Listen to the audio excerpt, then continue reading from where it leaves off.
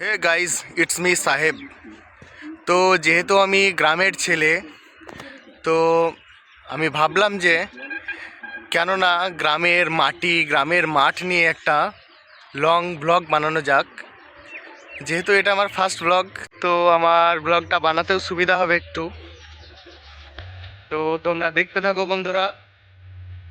আমাদের এই সকাল যখন মাঠের দিকে আসা হয়, তখন দেখো বন্ধুরা, চারিদিকে শুধু সবুজ ঘাস। এই ঘাসগুলো অবশ্য লাগানো হয়েছে গবাদি পশুদের খাওয়ানোর জন্য।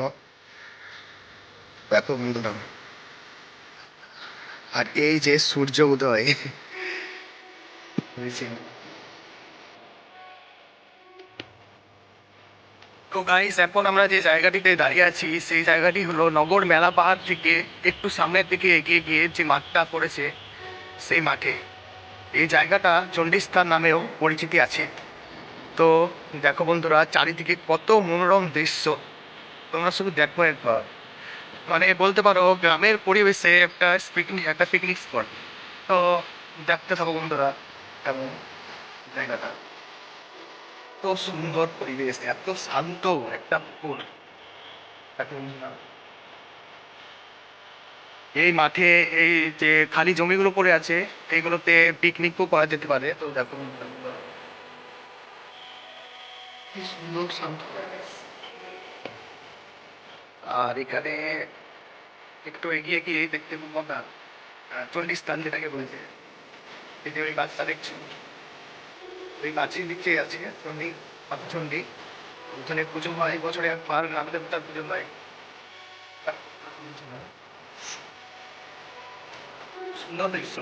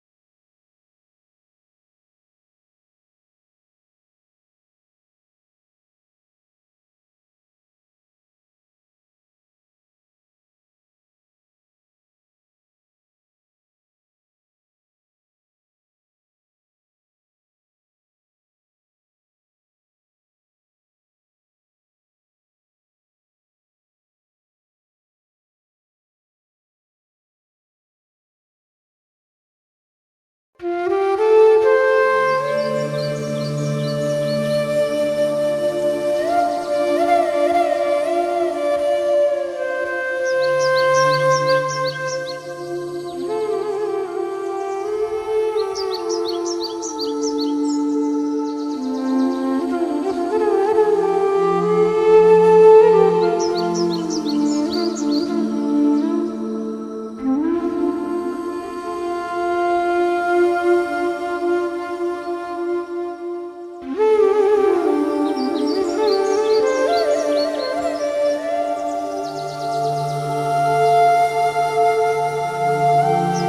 বন্ধুরা, এই ছিল আমাদের গ্রামের মাঠের দৃশ্য। তো আমি জানি যেহেতু এটা আমার ফার্স্ট ব্লগ, তো অনেক ভুল ত্রুটি হয়ে থাকবে, অনেক অনেক অনেক ভুল ত্রুটি হয়ে থাকবে। তো সেগুলোকে না দেখে প্লিজ ভিডিওটা দেখো, এবং এই যে মাঠের মনোরম দৃশ্য, এত সুন্দর জায়গা, তো এই জায়গাগুলো দেখো তোমরা, খুব ভালো লাগবে দেখো ভিডিওটা। আর যদি একটুকুও ভালো লেগে থাকে তো একটা লাইক তো করতেই পারো বন্ধুরা। তো সাবস্ক্রাইব করতে বলবো না এখন, তোমরা দেখো। তো যদি ভালো লেগে থাকে তাহলে করতে পারো তোমরা। ঠিক আছে, তো বাই।